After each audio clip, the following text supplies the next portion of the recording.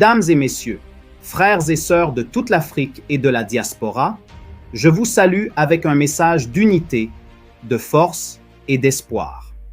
Aujourd'hui, nous nous trouvons à un carrefour crucial de notre histoire. Le temps est venu pour nous de reprendre notre destin en main, de dépasser les ombres du colonialisme et du néocolonialisme et de forger un avenir dans lequel l'Afrique sera unie et forte. Ce n'est pas seulement un rêve, c'est un appel urgent à l'action. Nous devons nous unir pour former une force puissante pour rejeter les frontières et les influences qui nous sont imposées et pour créer un continent prospère et autonome. Tout d'abord, reconnaissons la dure réalité du néocolonialisme qui continue de tourmenter notre continent bien-aimé. Le néocolonialisme est l'extension moderne des mêmes pratiques d'exploitation qui caractérisaient autrefois le régime colonial. Aujourd'hui, l'Afrique est confrontée à la faim, au chômage, à la pauvreté et au sous-développement, non pas à cause d'un manque de ressources, mais à cause du contrôle et de l'influence étrangère permanente. Notre immense richesse en minéraux, en agriculture et en potentiel humain est siphonnée au profit d'autrui tandis que notre peuple souffre. Imaginez une réalité différente, un État uni d'Afrique. Le pays n'est plus fragmenté en 54 pays distincts, mais uni sous une seule bannière, avec une monnaie, une banque centrale, une armée, un code téléphonique, un système d'immigration et un président. Cette unité symboliserait non seulement notre force, mais amplifierait également notre voix collective sur la scène mondiale. Avec une monnaie unique, nous stabiliserions nos économies, rendant le commerce et les investissements plus efficaces et plus bénéfiques pour nos populations. Une banque centrale garantirait que nos politiques monétaires donnent la priorité aux besoins et aux intérêts africains. Une armée unifiée sécuriserait nos frontières et maintiendrait la paix, nous permettant ainsi d'investir davantage dans le développement et moins dans les conflits. Un code téléphonique unique et un système d'immigration faciliteraient la communication et les déplacements, favorisant ainsi une plus grande collaboration et innovation à travers le continent. Une Afrique unie exploiterait ses ressources combinées pour créer une prospérité économique sans précédent. L'Afrique est riche en minéraux, en terres fertiles, en cultures diverses et en esprits innovants. En mettant ces ressources en commun, nous pourrions développer des industries avancées, créer des millions d'emplois et élever le niveau de vie de tous les Africains. Notre potentiel agricole à lui seul pourrait non seulement nourrir notre propre population, mais aussi devenir le grenier du monde. Considérez la puissance d'une Afrique unie négociant avec d'autres puissances mondiales. Nous ne serions plus vulnérables aux accords d'exploitation. Au lieu de cela, nous imposerions le respect et exigerions des conditions équitables. Ce changement marquerait la fin d'une dépendance à l'égard du contrôle et de l'influence occidentale et le début d'une Afrique autosuffisante et autodéterminée. Cependant, nous devons également reconnaître les obstacles qui ont été délibérément placés sur notre chemin.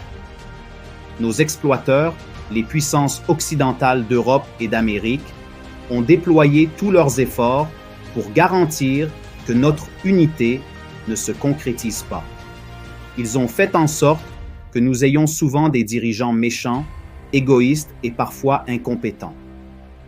Lorsqu'apparaît un dirigeant qui aime vraiment le peuple et se bat pour ses droits, ces puissances recourent à toutes sortes d'intrigues, y compris l'assassinat, pour le destituer.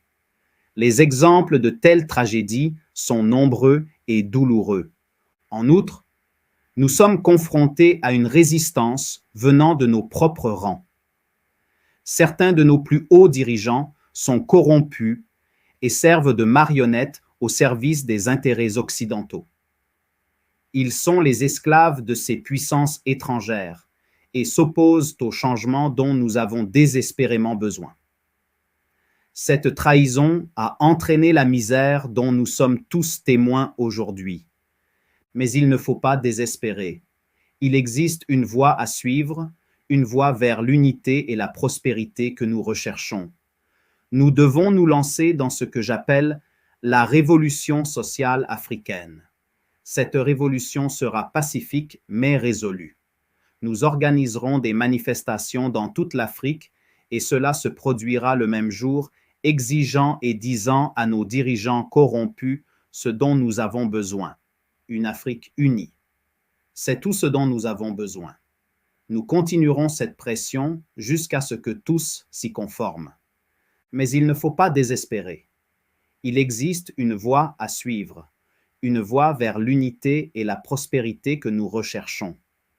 Nous devons nous lancer dans ce que j'appelle la révolution sociale africaine. Cette révolution sera pacifique mais résolue. Nous organiserons des manifestations dans toute l'Afrique et cela se produira le même jour, exigeant et disant à nos dirigeants corrompus ce dont nous avons besoin, une Afrique unie. C'est tout ce dont nous avons besoin. Nous continuerons cette pression jusqu'à ce que tous s'y conforment. À ce stade, je tiens à remercier tout particulièrement nos héros africains qui ouvrent la voie à la libération de l'Afrique. Nous remercions sincèrement Son Excellence, le président du Burkina Faso, M.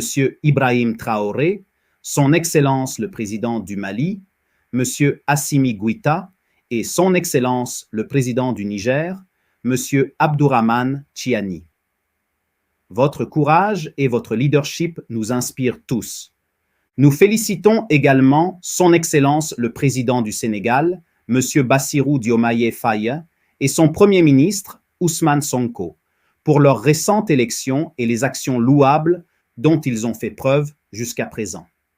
Nous vous souhaitons bonne chance et espérons que vous ne décevrez pas les Africains en recherchant des alliances avec les pays occidentaux en Europe et en Amérique. Restez fidèles à la vision d'une Afrique autonome. Il est également important de faire honte publiquement à tous les dirigeants politiques africains, en particulier aux chefs d'État et de gouvernement, qui suivent les ordres des puissances occidentales, qui leur rendent compte, qui se protègent d'elles et qui sont au pouvoir grâce à leur aide. Honte à toi. Vous êtes nos traîtres et nos ennemis. Vous avez vendu nos terres et fait de nous des esclaves sur notre propre sol. Nous exigeons que vous dénonciez vos actes répréhensibles et que vous déclariez publiquement que vous rompez tout lien avec les puissances occidentales d'Europe et d'Amérique. Ce faisant, nous vous pardonnerons. Si vous êtes un étudiant universitaire, en particulier un représentant étudiant, ou si vous êtes une personne d'influence n'importe où, veuillez me contacter par email dans le lien ci-dessous pour une planification spécialisée. Ensemble, nous pouvons élaborer des stratégies et nous mobiliser pour la révolution sociale africaine. Notre unité fait notre force et notre détermination nous mènera à la victoire. En conclusion, le chemin vers notre libération et notre prospérité réside dans notre unité. Le moment est venu pour nous de rejeter les frontières et les influences coloniales qui nous freinent depuis trop longtemps. En nous unissant, nous pouvons construire un continent qui prospère selon ses propres conditions. Déclarons les États-Unis d'Afrique, où nos forces combinées peuvent nous conduire vers une ère de prospérité économique, de paix et d'influence mondiale sans précédent. Frères et sœurs, les obstacles sont grands, mais notre détermination doit être plus grande. Relevons ce défi. Unissons-nous pour le bien de nos générations futures. Grâce à des manifestations pacifiques et à une détermination sans faille, nous pouvons réaliser l'Afrique dont nous rêvons. Ensemble, nous pouvons transformer l'Afrique en une lueur d'espoir et une locomotive de progrès. Le monde n'a jamais vu ce que nous pouvons réaliser. Le pouvoir est entre nos mains. Saisissons-le et créons ensemble l'Afrique que nous méritons tous. Merci.